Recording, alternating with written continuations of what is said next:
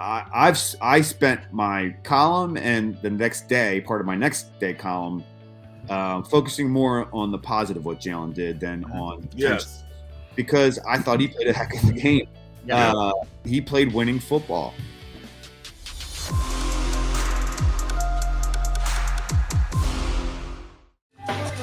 Back with you, Sports Take on this Tuesday. JAKIB Sports YouTube Network, Derek Gunn, Barrett Brooks, Rob Ellis. We are joined by the man who covers the Birds for the Philadelphia Inquirer and has done so for a very long time. Does an excellent job. You can follow him on Twitter at Jeff_McLane. Of course, check out his work at Inquirer.com. Jeff, welcome to the show. Thanks for hanging out with us, man. How you doing? Hey, guys. Yeah, sorry. I'm a little under the weather, so I may sound like I got a frog in my throat, but I like it. Bro. You got a little bass, man. You sound good. You got a little Barry White.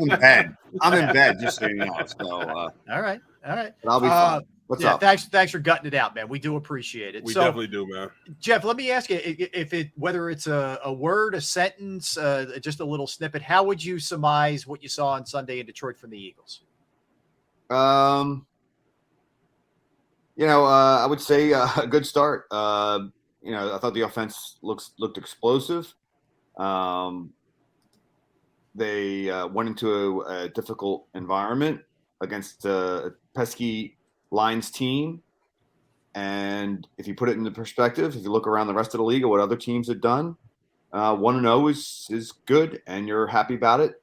But there is, still a lot of stuff for them to clean up, especially on the defensive side of the ball. So there's your little snippet. I don't know. It's a little more than one sentence.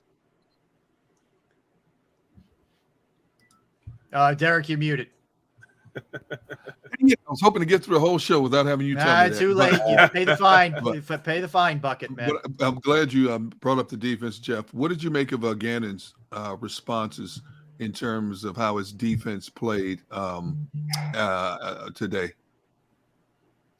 Yeah, Nick Sirianni, for that matter. I kind of asked him the same questions, and they just seemed to kind of dismiss the notion that they should have done things differently, at least up front in the run game. Mm-hmm.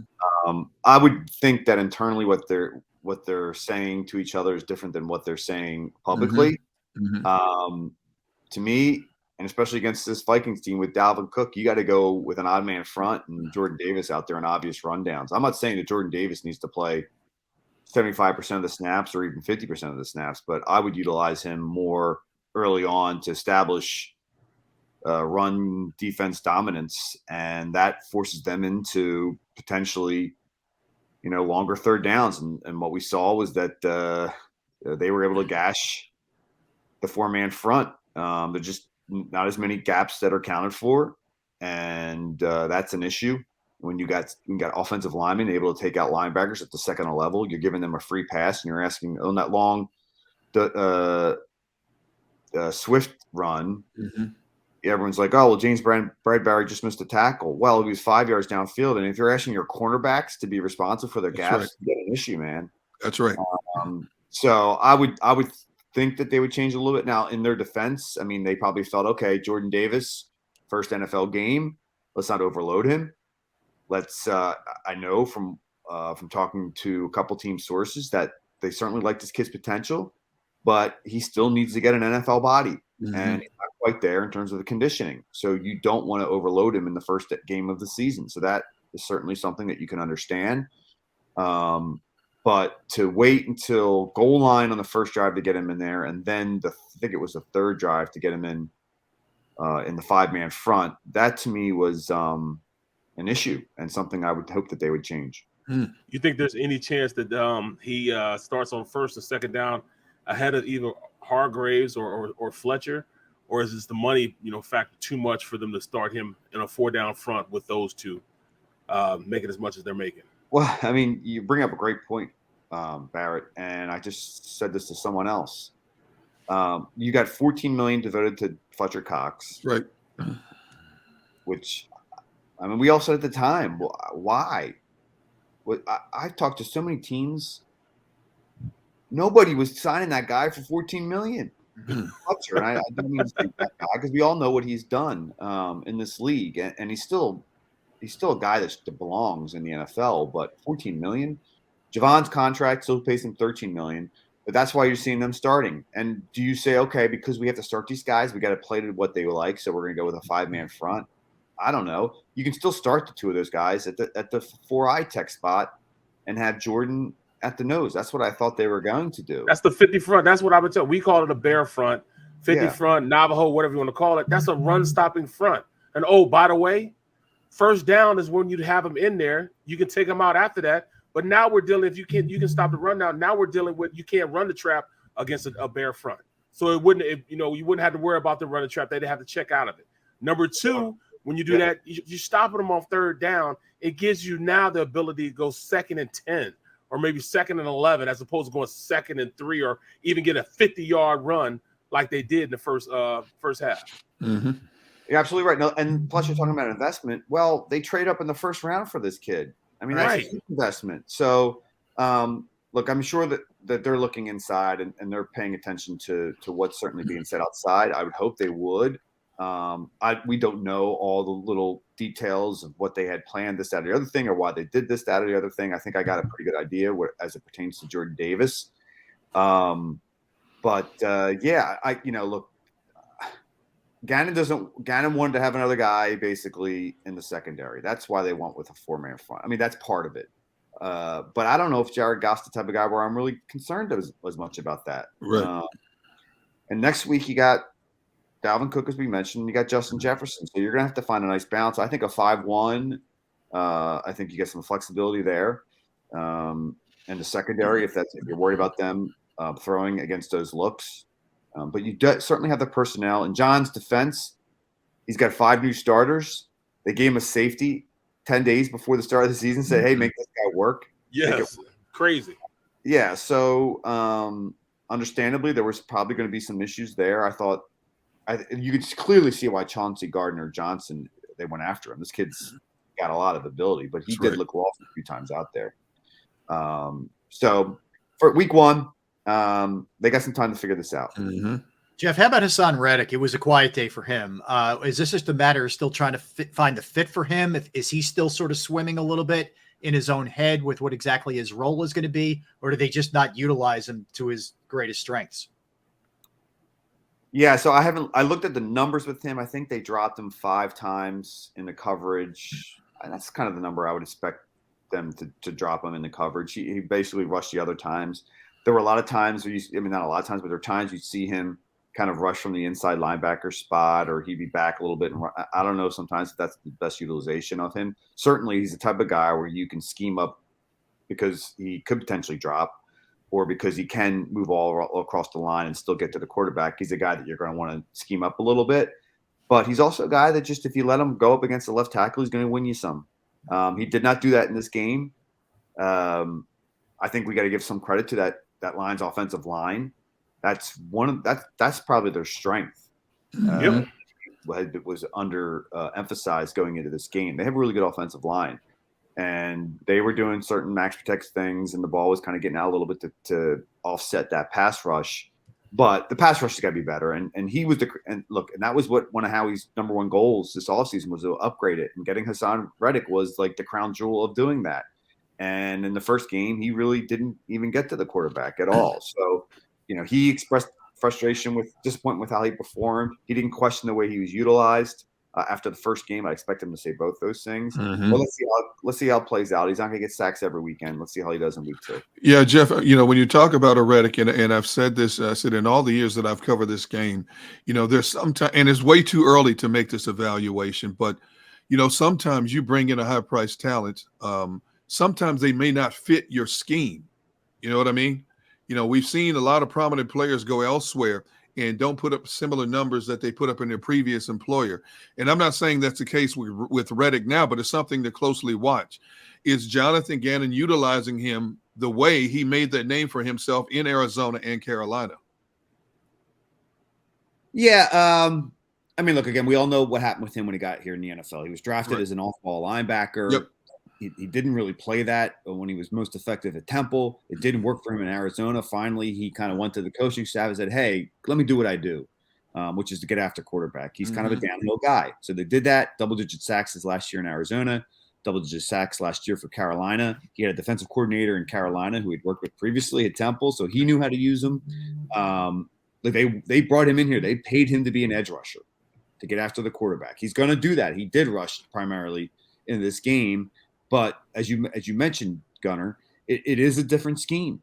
He's going to be asked to do some different things here and there, and that's a question: is whether you're playing to his strengths. Is John focusing too much on what he does or what he knows, which is basically a Vic Fangio scheme, or is he going to cater his scheme to the players he has and how he went out and got those players? You can question some of the moves he made, but certainly there were upgrades that were made essentially across the board on that side of the ball. Well, it's a lot of ingredients in this stew that Gannon's making right now. And I don't necessarily think that at this point you're going to see the maturation of these guys gelling together just yet. Do they have enough time to gel together? I mean, CJ's just gotten here, like you said, 10, 15 days ago. Then you got, you have a sense where you didn't get a lot of playing time in the preseason for the guys really gel together as far as the linebacker position. I like TJ Edwards, but sometimes I was looking out there and TJ and White, they're on the same page. But then when you do add Hassan Reddick to it and they play him at a linebacker depth, I mean, is that a feasible position for him to play? Can he be that stand-up linebacker? Do you think he can do that? Yeah, I mean, these are all fair questions to ask. And I think someone mentioned Nakobe Dean and whether he needs to be playing more. That was my next question. Yes. I don't know much about Dean. We saw him play a little bit in the preseason.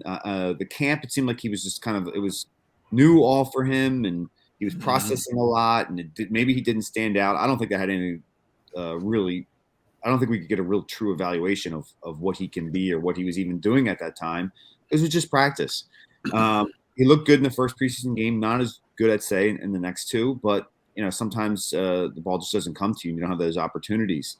He is on the smaller side. I don't know how that's going to affect him. You're worried about those second level blocks and whether he can work off of them. I thought Kaiser had a good game. I thought he had a great game. Yes. Yeah. TJ does. Hey man, I mean, getting downhill and getting those guys set up and playing within those hashes. I mean, he's a good player. Do you worry about him and getting sideline to sideline? Yeah. I mean, he doesn't have that type of speed. That's always been kind of an issue for him, and that's why you didn't see him starting last year. I'm not worried as much about TJ and Kaiser as I am about the utilization of them in this scheme. That's you're asking your linebackers to do more in this scheme than typically, let's say in a Jim Schwartz type of scheme. Absolutely. They put value in it. They put value in the linebacker position here. Yes, and they went out and spent a little bit on that position. And getting Kaiser, not a lot, but also in drafting Nakobe Dean.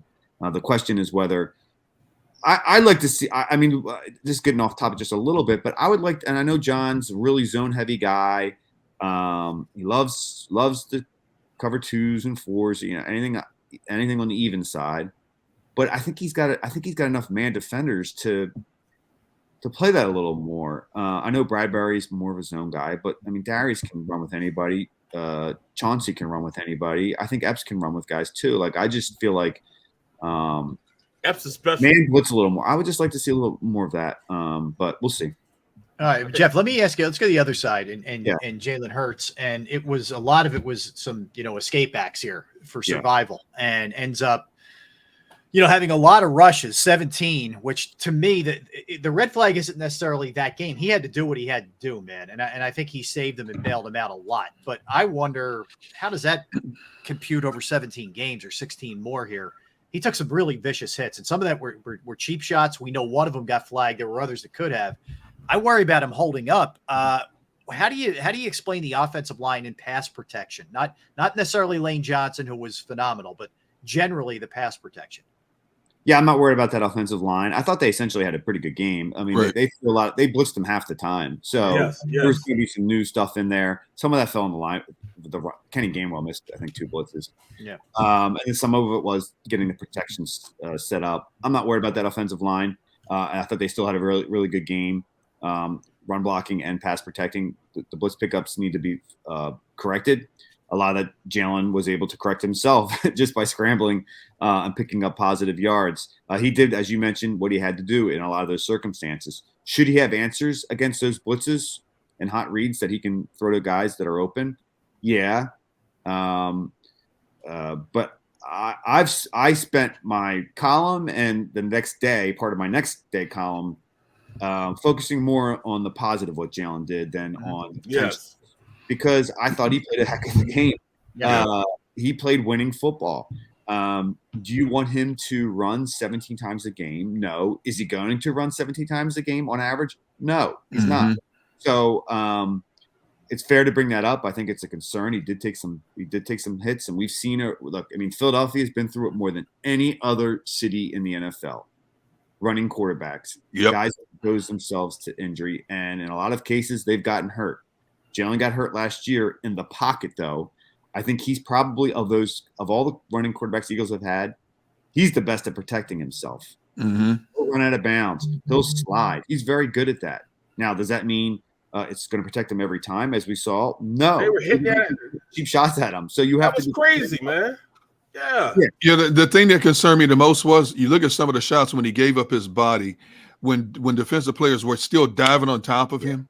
Yeah. And that's a concern if refs are not watching that more closely, because that's where your quarterbacks get hurt with those shoulder injuries, those unexpected knee injuries. And people, and I said, here's what I said. And people twist things. I don't want to see my quarterback running 17 times a game.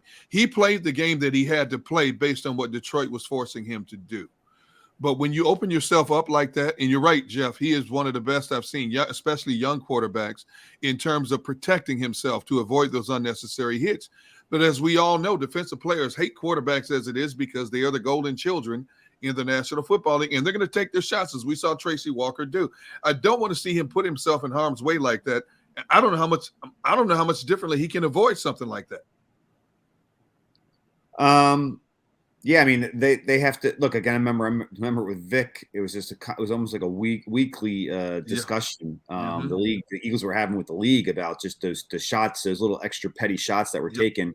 And Michael, in some ways, had it coming because he couldn't slide. He could slide. Jalen could slide. Jalen could jump out of bounds. I mean, Russell Wilson and Deshaun Watson, the two best I've seen at the quarterback position. Absolutely. Yep. But Jalen is very good at it as well. So, I don't think we're going to see 17 carries a game out of him. But that being said, you guys raised some very good points. Yeah. The best ability is durability, and you don't want him exposing himself to further harm. Speaking of durability. Oh, my fault. Go ahead, Rob. No, Barrett, you got it. Speaking of durability. How did you like Miles Sanders' his first initial look, his first initial game? He's I feel like he's ready. Do you think he can sustain this over the course of a season? I do, and I think he has. I don't know. I wrote about this on Sunday leading up to it. I talked to Miles. I talked to his mentor growing up. I don't know where some of this ire for Miles comes from. Yeah, he's missed 9 games of injuries the last 2 years. Last year one was an ankle, and then also he broke his hand. The broken hand, I don't think there's anything you do about it. He had surgery right immediately so that he'd be back in time for the playoff game. All right, that's to me a guy I want on my team.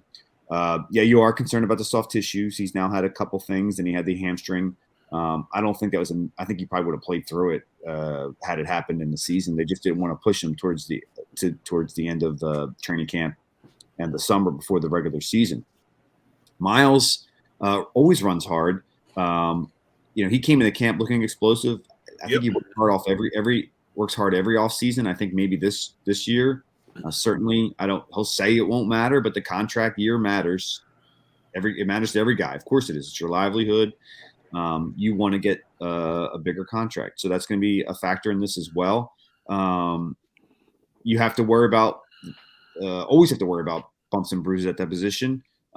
It's one of the hardest positions to play in terms of contact. But Miles Sanders has been a good running back for this team since he was drafted.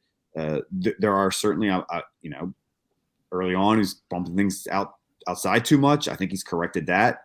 There were a couple untimely fumbles and drops in season 2 and 3, but not as bad as you might think if you look at the numbers and compare them to other running backs in the league.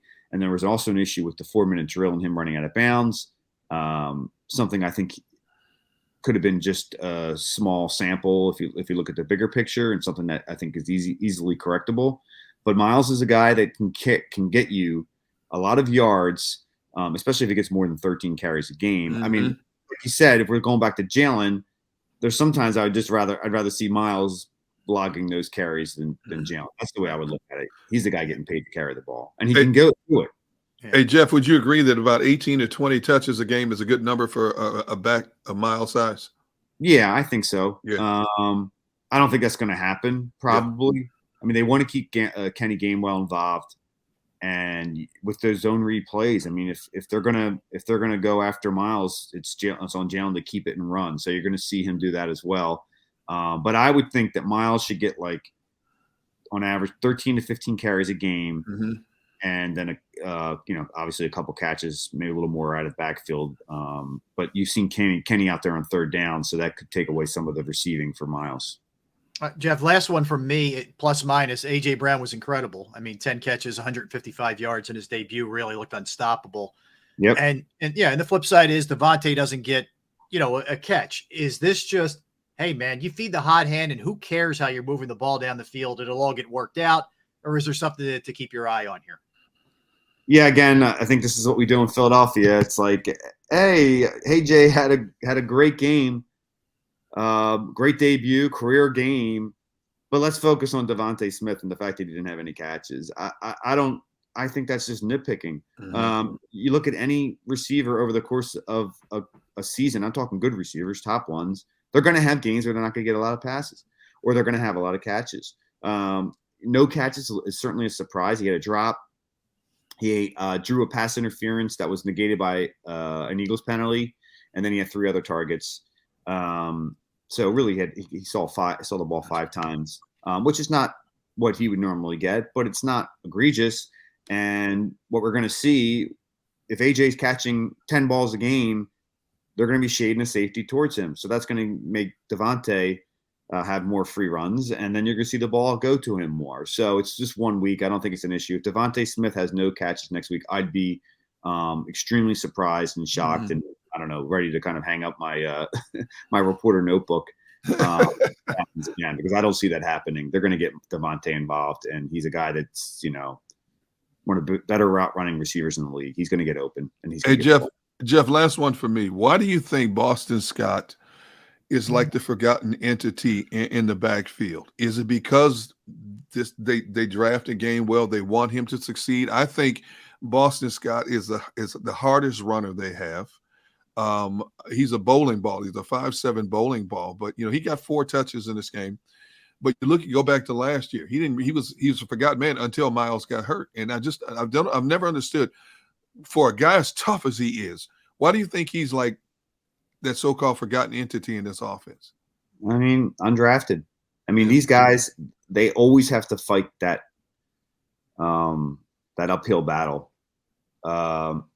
And Boston Scott gets a lot of my respect, because this is a guy that always brings it. This is now, he's been here since 2018. That's right. Crazy. That's crazy. It's amazing to think about it. And I think he was ready to walk this offseason when the Eagles released him.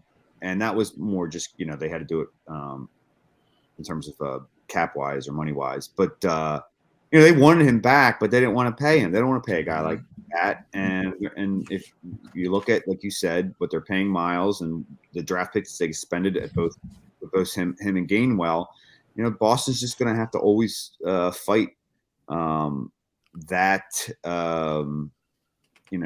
battle with not being a drafted guy. And he was in there in the goal line and scored a touchdown, and he was in there in the 4-minute drill.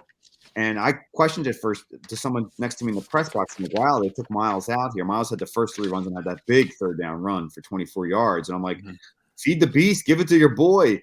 And they brought Boston in. So they trust Boston. They put him in there in a difficult situation. He got 2 yards in the first run. and then he got what 7 on the second one, Right. To put them into.